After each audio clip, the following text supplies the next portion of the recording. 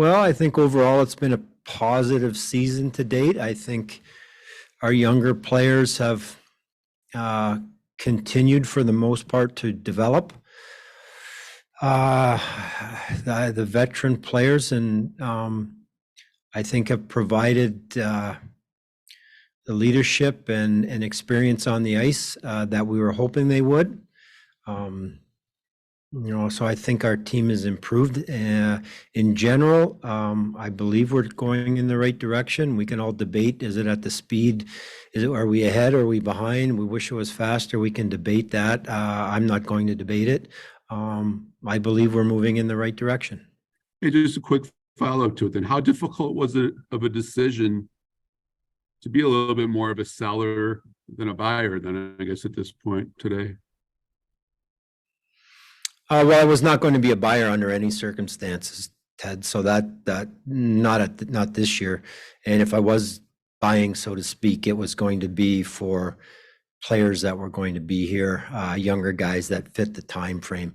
So the decision really, our road trip out west, and having a good road trip kind of puts you in. We spend time prior to the deadline, coming up with the plan and preparing. The win streak prior to the deadline, if anything, probably gave food for thought, delayed some things to kind of see where we were, but ultimately kind of stuck to the plan with what we had in place, and that in general was keep our young players, look at opportunities, maybe to make a trade, whatever a team was trying to do, to see if there was a fit, and then ultimately decide on any of our pending UFAs, the guys that we couldn't sign or wouldn't be able to sign, or for whatever reason might not be prepared to sign them at this point.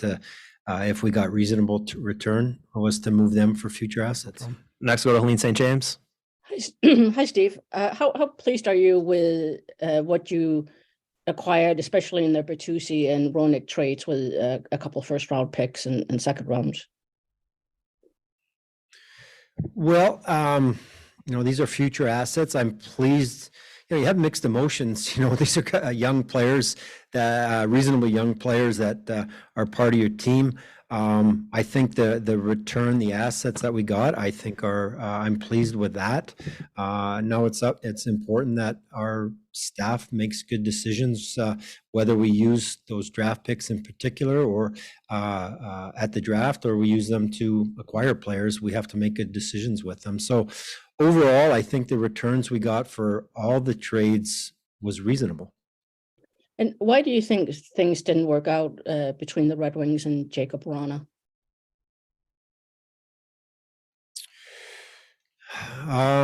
Well, I don't think I can really go into details on a lot of the things that have gone on. I would just say I wish Jakub the best of luck in his hockey career, and on and off the ice.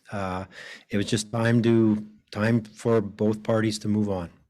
Last one, just, were you actively shopping Philip Roenick, or was that a situation where somebody called and, the offer was Derek Lalonde kind of termed it, too good to pass up on?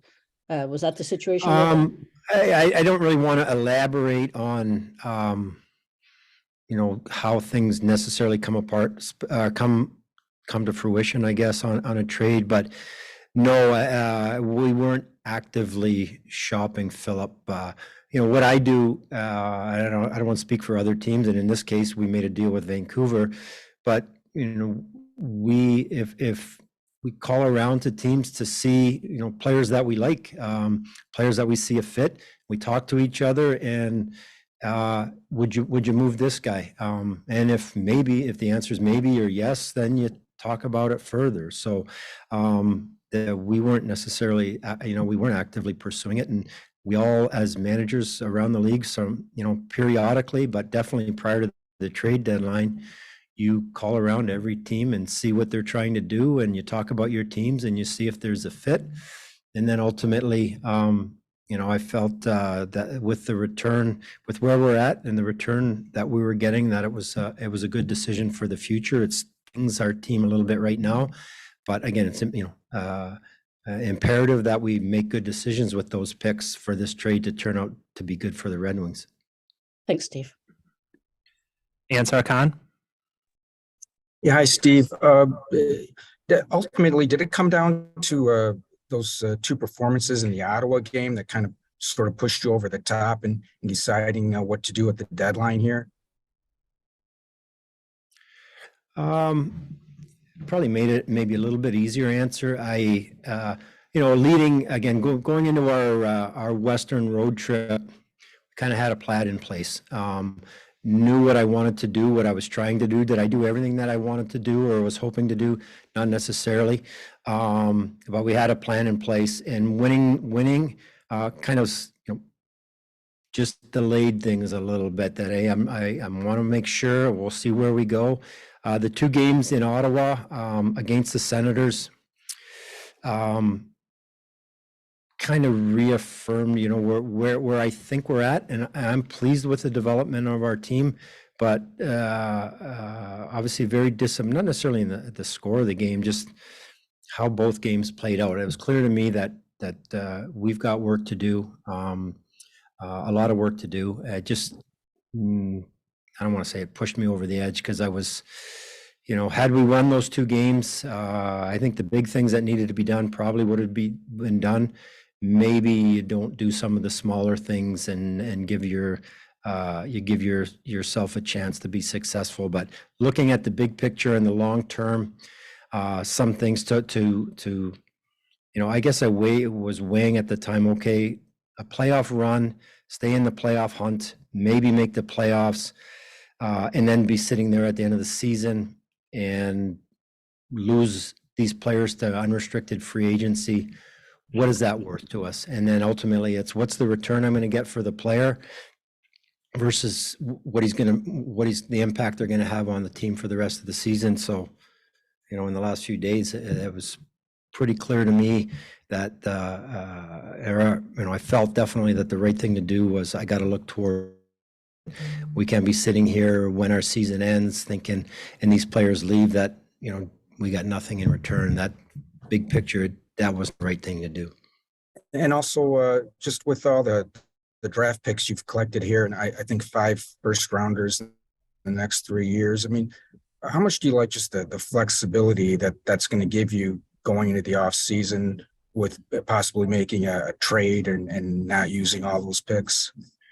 Well, it gives you options. Today, do I have any options for trades with those first rounds or second round picks? No, but we'll see what comes up. And it gives you, going into the draft, going into the offseason, it just gives you different options. I would prefer, whenever I trade a player, I'd prefer to get a player in return. You know what they are. You prefer to get a prospect. You think you know what they are. With the draft pick, ultimately, you're really not sure. So I'm open. Last year we used a 3rd round pick to get Ville, a goaltender who's playing on us. That was turned out, I guess, in my perspective, at least, to be good for us, and I would look at those opportunities in the future for sure to use our draft picks to get players.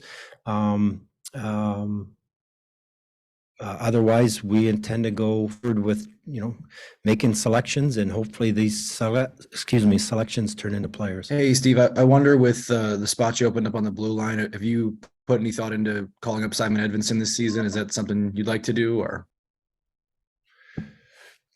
I think that will, whether Simon gets recalled or not will be dependent on his play. And if he plays well enough to earn a call up, and for us to think, hey, it's worth taking a look at him, or we think he can, help our team, or we want to take a look at him to see where he's at for next year, he's going to have to play well enough for us to decide that we want to take a look at him or we want to see him in the NHL. There's other defensemen down there that are playing pretty good too, that, I know Simon's a high pick. There's a lot of attention on him, but there's other guys down there that are playing pretty well that you might see here too, whether they're going to help us, whether it's out of necessity or we want to see where they fit for next year as well. So it's not just about Simon. And then with Dylan, obviously getting that done this week, can you just talk a little bit about how that came together and kind of your comfort level with where things ultimately landed? Well, it's, we've been talking for quite a while. Dylan, myself, and his representatives going back to last summer. And it started out that we both wanted to make a deal. Dylan expressed an interest directly to me and through his agents, and likewise that I'd like to get a deal done. I want him to be with the Red Wings and for a long time. So it's just took a while to get there. I'm very happy to have Dylan sign. He's a captain of our team. He's an excellent person and a very good hockey player. So it just took time to get to an agreement on a number ultimately. So I'm very happy with it. I hope Dylan is, and both he and I recognize we as an organization, we've got a lot of work to do, and we're looking forward to the challenge. Carlos Monterez. Hi, Steve. I think everybody understands that, you're trying to acquire assets and thinking about the future. But, when David Perron and Dylan Larkin talking about, wanting to make it hard for you to make these decisions and these moves, and they're advocating keeping the team together. You saw Dylan, move to tears the other day when talking about, losing Bertuzzi. How much value is there, or do you think there is in a team, keeping a team together that's playing better, contending a little bit, maybe not quite in that playoff spot, but certainly fighting for it, keeping them together, seeing it through, and getting that playoff experience? Well, I'd prefer to make the playoffs than not make the playoffs. There's great value, even if you don't make playing important games. Those two games in Ottawa were the closest. May not be saying much to our fan base and to the media, but those are the closest we've had to playoff games. You look at it, we got a trade deadline coming up, but what is the team going to do? What is management going to do? And I'm glad the players feel like, hey, we want to push, our goal is to make the playoffs, whether we want to make it hard on the general manager to make decisions. Ultimately, I think there's great value in playing important hockey games, trying to make the playoffs, and ultimately making the playoffs, even if you lose in the first round. There's so much value, the experience, and I hope all of our players moving forward look at those two games in Ottawa and say, you know what, we weren't ready to step up and play and compete in those two games. And it's only two games. I can't, what if we played 61 or 62 on the season now? I don't put it all down to the two games, but that was pretty indicative of, guys, so many different areas of the game that we need to improve upon. And it's my job to, address the needs of the team, but ultimately the players that were on the ice and the players that are going to be here in the future have to look at those games and say, okay, what do we need to do to be better? And I have my own feelings that will be expressed to our team about that, individual meetings with our coaching staff between now and the end of the season. But we got a long way to go, and I think those two games were indicative. So, Carlos, I don't even know if I answered your question, but I will try to answer your question now. I think there's great value in important games down the stretch, and unfortunately, we have a trade deadline, and I have to make decisions not only for this year but the beyond this year, and ultimately, I look at beyond this season and say, okay, we can keep this group together. We can add. Where are we going to be in June, and what's the right thing? I have to make decisions on that today or prior to today, and obviously, ultimately, trying to add future assets was the direction I went, and I strongly believe that that was the right path for us, and now it's imperative to make good decisions with all these draft picks that we acquire. And just the other question is, I think everybody appreciates that it's a tough job, right, to look at the future and build and to keep an eye on everything. But what would you say to people who think that this signals, trading away some significant assets, players like Bertuzzi and Roenick, Sonny, that you're basically signaling we're waving the white flag on this season? Well, I guess I would say we'll never know had we kept the group, the same team together, if we would have made the playoffs or not, right? And we're going to find out what happens with this group for the rest of the season. Again, I don't have the luxury of letting it play out and then decide what I want to do with my, trade my free agents and when the season ends. I got to make that decision now. And my goal is, as much value there is in being in a playoff race to make the playoffs, the more I'm getting repetitive here, but the we're looking at where we ultimately want to get to simply, if I really thought that this group had a chance to make the playoffs and ultimately not just make them play a few games, but really go on a run, maybe you keep your team together. You look at it, I don't think this is saying much, but you look at the Boston Bruins, Toronto Maple Leafs, Tampa Bay Lightning in our division right now, and then on the other side, even like we got to play them in the playoffs. Like anything can happen once you get there. But do I think we're a Stanley Cup contender this year? No. Did I think we had a chance to make the playoffs? Yes. And if I thought we were a Stanley Cup contender, I would not have traded our unrestricted free agents. I would have continued to play it out and either continue to try and re-sign them, or let it play out and sign them at the end of the year, or say, you know what, we're going to run and whatever happens, happens. We're not at that point yet. So we trade the guys that we couldn't sign, or for whatever reason weren't going to sign at this time. And so I say to our fan base, like, I understand the frustration, the disappointment.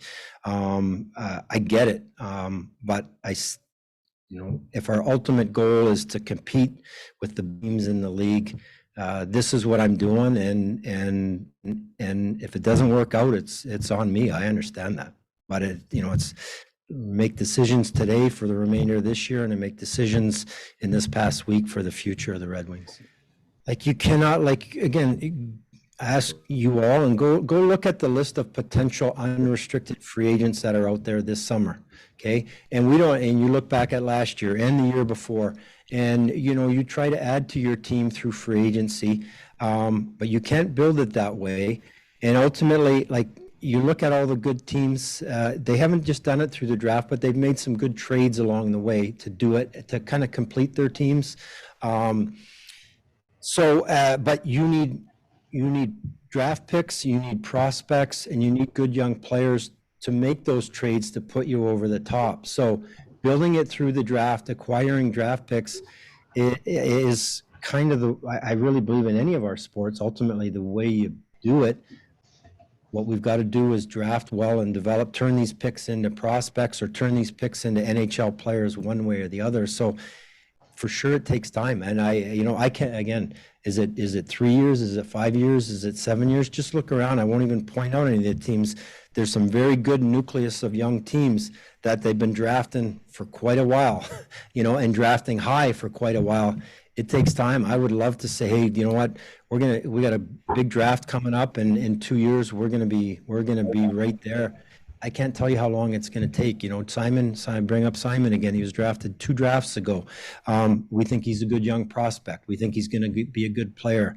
When's it gonna be an impact? Is it gonna be next year, a year, 2 years from now? It just takes time for the guys, and we're gonna stick with it.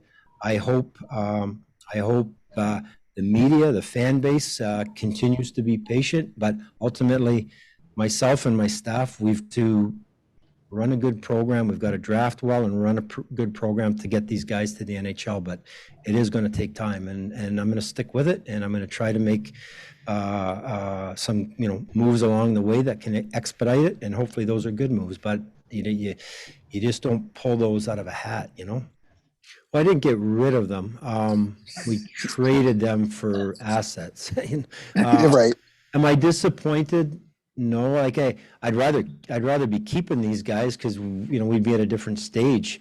Again, I can't tell you from here's the plan for year 1, here's the plan for year 2. It's not like a perfect process, and it's going to be up and down a little bit, and hopefully over time we just continue to get better. So I do have mixed emotions about it, but again, we're still, the reality is we're still building. We're still in that phase of acquiring, prospects, acquiring young assets, however we can do that. And, we sign, we could have traded Jake Wallman. We could have traded Oli Mata. We wanted to sign those players. We wanted to sign Dylan Larkin. We were able to, and we want to keep that nucleus together as we build with this young core. And I think those players fit for the foreseeable future. And I still think they're all young enough that in a few years, if we're a really good team, they're still at an age where they're going to be the leaders, the veteran leaders of the team that we can win with. So, we're going to try to keep the players that we can work out contracts with, that we see a part of the short term or the long term. We're going to try and keep them. And as we build and add these younger players to the mix, well, I like the nucleus that we have. We look at Ottawa and Buffalo, as you mentioned, and in all honesty, I think they're ahead of us with their group. Now, having said that, they've probably been drafting higher and longer than we have, so I expect them to be ahead of us. Doesn't necessarily heighten my urgency because, like, I just can't come up with first round picks. I can't come up with star players. We need these picks to either try and trade for a star player, which it just doesn't happen that often, or we got to continue to draft and regardless of where we're picking, find a player who is an impact guy, regardless of even, not every first rounder, not every second rounder, but you got to find some guys. You look at the Boston Bruins today. David Pastrnak was a late first-round pick. He's one of the best players in the league. Brad Marchand, if I recall, was a third or fourth-round pick. I can't really remember. He's one of the best players in the league.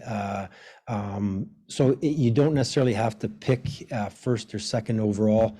We got to find players. But I talking to a friend of mine the other day, we were just debating things, who's in the hockey industry as well, and pointed out a good thing to me, and it's like our competition, the Red Wings competition today isn't Tampa, it's not Boston, it's not the Toronto Maple Leafs. Our competition we got to be looking at is Buffalo, Ottawa. These guys are young. They're the within our own division. They're even Montreal with a lot of picks, a lot of good young players. That's the groups of teams that we got to be watching, because when they're good, we're hoping to be good as well. And Tampa, Boston, Toronto, they're in win now mode. Florida, with their superstars up on their team, those teams are more in a different phase than we are. And Ottawa continues to get better. Buffalo continues to get better. Montreal's coming. We got to be in there too. And we need to continue to draft, as I say, and find young players. But we want, obviously we want great young players. We got to get them through the draft, or somehow, for some reason, a team has too many of them and wants to trade one of them. We're happy to talk about it, but how often do top young players get traded? You alluded to this before about how, it isn't just Edmondson in Grand Rapids that you're watching, but there are other players as well. And you're at the stage of your building where you had a larger collection than you had in the past, all at Grand Rapids. And I wondered, as you looked at all those guys, are you encouraged by what you've seen in terms of the progress these guys have made? And secondly, do you sort of feel you might start to see those guys sort of trickle into Detroit like we saw with Berggren and so forth? Yeah, I'm hoping of the kids that are in the young players that are in Grand Rapids currently, I'm hoping one or two of them push for a job, push for a position with the Red Wings next year.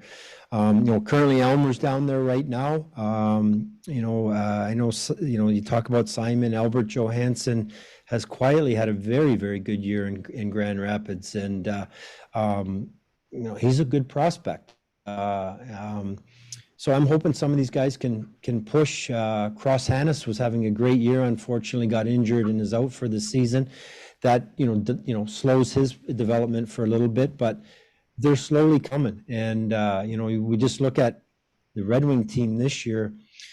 I think we would all agree that Michael Rasmussen has taken a step forward and is having a more positive impact on our team. Joe Veleno is having a more positive impact, even it's albeit in a very, very small sample due to injury that Phillips is making progress. We didn't necessarily think that Jonathan Berggren would see any time with the Red Wings this year, and started in Grand Rapids and is playing his way into being a regular. I'm not prepared to call him a regular yet, but they're moving in. Can we move one or two of them in next year? Potentially. And we've got another group turning pro, there, and we'll move them into Grand Rapids, or they'll stay in Europe, and just over the course of each season, add one or two more players into our roster and slowly build a really strong nucleus. If you're watching the games, our team has changed a lot. We've made a lot of changes on defense in particular. I would say, the structure of the team is pretty solid. Is that based on coaching, or is it based on better talent? I think it's a little bit of both, but I think he's a good atmosphere and within the locker room. I think the players are enjoying the challenge, are enjoying the coaching they're receiving, the instruction they're receiving. So I've enjoyed working with him. I think you would all agree he's pretty honest, and when you talk to him, whether I agree with him or not, he lets me know what he's thinking, and he's a good guy to talk to, and I think our players appreciate his approach. And so overall, I've been pleased, and I watch us. I think we're if you just look at some of in the standings, we're improved. Our goals against is better, our power play is better, our special team or our penalty killing is better.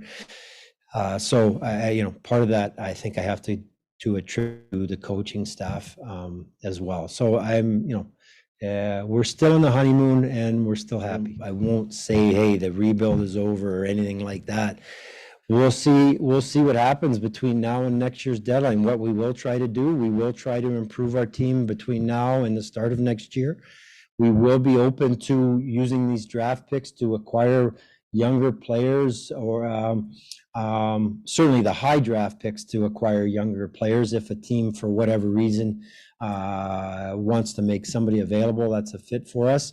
Otherwise, we'll keep drafting, and we'll see where we're at next year's deadline. And if there are opportunities to make our organization better, we'll look at it. So I honestly, I don't know what happens at next year's deadline. We're going to continue to stick with the plan, and the plan is to acquire young players, young assets, and we'll do that, and we'll reassess at next year's trade deadline where we're at.